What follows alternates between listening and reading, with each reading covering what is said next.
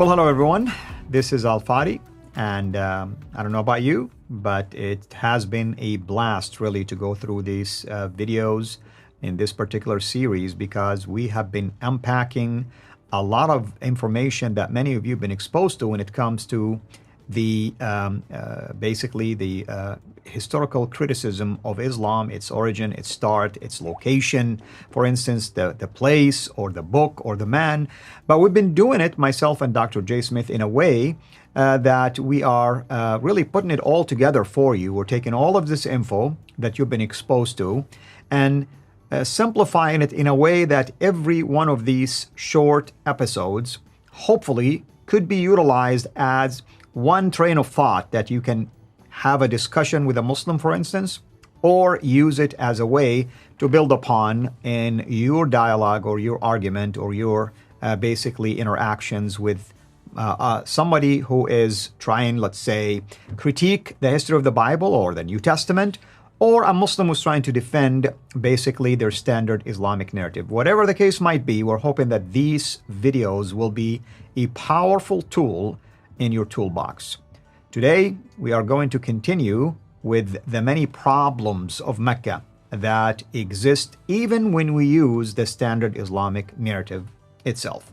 And with us here is our dear brother, Dr. J. Smith, to do so. Dr. J, thank you again.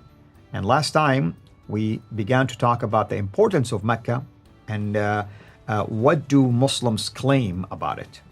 Yeah, and it's not just what Muslims claim. They have to claim it because of the Quran and because of the standard Islamic narrative. The standard Islamic narrative, which is based on the Sirah and the Hadith and the Tafsir and the Tarikh, are traditionally known as the traditions, the Sunnah of the Prophet. They all make claims about this place called Mecca. So let's start with the Quran first. Let's go right to the Quran and let's go to our slide.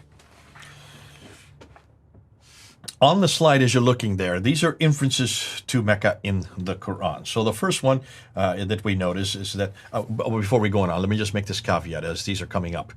Nowhere in any of these references that you see up there, nowhere is the word Mecca used except in chapter 48, verse 24. That's surprising. Why is that surprising? Well, it is surprising. I mean, remember, we started by saying last time that the Muslims really think of Mecca as is a very important city, very important place. And if that's the case, I'm going to draw kind of like a comparison and say Jerusalem is a big deal. Yet Jerusalem in the Bible mentioned many times in many in many books in the Bible over the course of history. You would expect the same thing about Mecca. I mean, especially the fact that you're telling me Adam and Eve, were there, Abraham and Ishmael were there. We're talking big names here, technically speaking, but we're not finding any of that. So that's why it is important to point out that there is absence of the reference to Mecca except in one place, using the right and correct pronunciation, by the way. Okay, let's look at the slide again. And when we bring up the slide, we notice that the first sanctuary appointed for mankind was that at Bakka. And that's when you're referring to. Could that be Mecca? In Bakka, you know that the consonants for Bakka and Makkah are completely different, aren't they? Yes, absolutely. And remember, when this was written out, when the Quran was written out, there was no vowelization. So it's even more secure that this would be Makkah, not a B. A beam that would be not there. So you can see it's obvious for those who are making this claim that Mecca is Mecca, they don't know Arabic. Either that or just the way it was written, it was confusing to the scribe and maybe they couldn't really decipher what it was. It was a B with a dot underneath it, or was a meme, like M, technically speaking, and they with a circle in the tail. Yeah, that's confused true. The dot with the meme. Okay. So you can see that as far as I'm concerned, Bakka is what it was meant to be, and Bakka is a place, and there we know where the Bakka Valley is, and that is also biblical. It's right through the Bible. Secondly, Mecca is the mother of all settlements, but it doesn't say Mecca. It just says the place of the prophet is the mother of all settlements in chapter 6, verse 92, and chapter 42, verse 7. We referred to this earlier, that in chapter 7, verse 24, Adam and Eve were thrown down to earth, according to the traditions, Eve was thrown down to this place called Mecca. Because remember, the traditions are now unpacking what the Quran is saying in chapter 7, verse 24. The traditions where we're talking about this is written in the late 9th century is redacting it back to what the Quran is inferring. And of course, at that time, in the 9th century, Mecca was well known. So they would use the word Mecca, referring to this is where Eve was sent to. Adam would have been sent to Sri Lanka.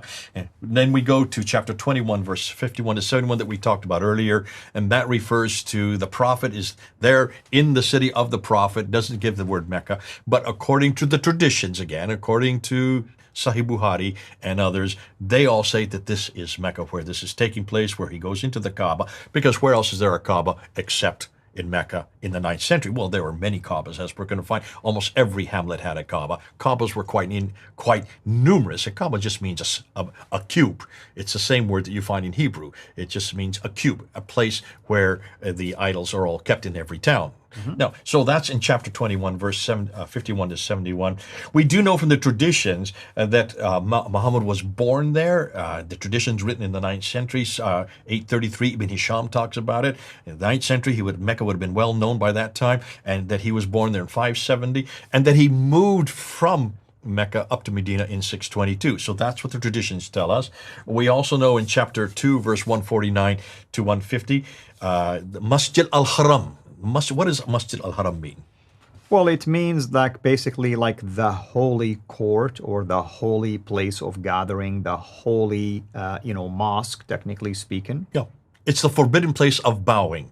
Right. So the Masjid al-Haram was, in chapter 2, verse 149, was that the direction of prayers were to be towards the Masjid al-Haram, which used to be further north, and then it was sent down to the direction of prayer was then sent down to the Masjid al-Haram. That's all it says in chapter 2, verse 149 to 150. It doesn't say Mecca. It just says that the direction of prayer must go to the Masjid al-Haram. That, of course, all the traditions and every Muslim believes that was Mecca. So that was a change of the Qibla. In 624, 2 years after Muhammad had moved there in 622, 2 years later, it was changed down from, according to the traditions, from Jerusalem back down to the Mecca. So all of these appear. These imply that people live there from the very beginning. So from the very beginning, all right through to Abraham, right on through to Muhammad himself, Mecca was there. It's very clear, according to the Quran, that this place, this Masjid al-Haram, or this place of the Prophet, existed. That is very secure according to the standard Islamic narrative. Let's go to the traditions itself. Let's look to the next slide. So when we look at the next slide, look at the enormous amount of vegetation that it talks about. These are the traditions now in the Quran. Both the Quran traditions, look and see what they say. So let's look at the slide here. You can see it's the place of the Prophet. And this place of the Prophet, it doesn't say Mecca so much, but it does later on in the traditions, is in a valley and a parallel valley. Is that true when you've been to Mecca?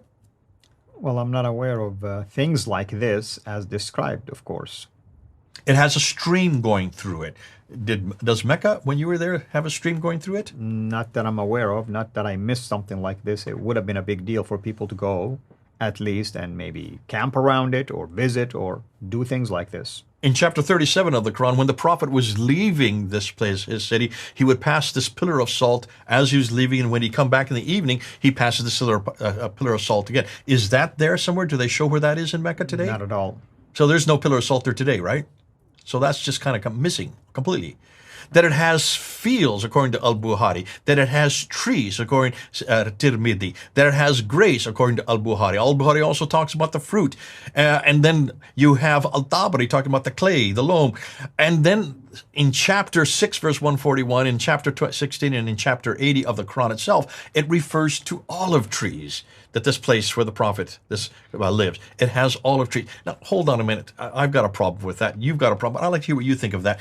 What does this suggest you? Fields, trees, grass, clay, fruit, olive trees, streams. What does this suggest to you? Well, this is like a completely different city than the one I'm used to. I mean, this is a fertile valley, basically, that has all sort of things, and there are some things that are missing. For instance, this olive tree, even fig mentioned, as well as if it's in reference to the surrounding area of Mecca.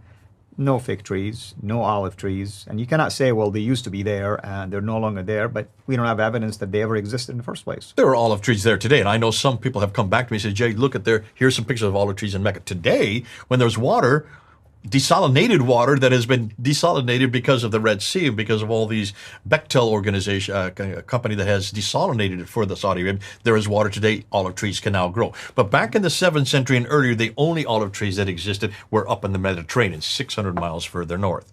But this doesn't, by looking at it, this does not look like the Mecca you're referring to, the Mecca you grew up with, the Mecca you used to visit all the time, sometimes even on the afternoon to going to do the Kaaba, to going to do the prayers. That doesn't at all support the Mecca we know. That is correct. Not in the valley. Mecca does not have any of these listed above. And the reason why is because it's a desert. It's much too arid and dry to support any of the above. We're going to get back to that, but that's hugely significant. I wanted to put it in there because what we're seeing about both the Quran and about the traditions is that do not support what we know of Mecca or what we knew of Mecca. This is not a Mecca from the 7th century or any century earlier than the 7th century. Today, yes, today you can find these items there, but not back then.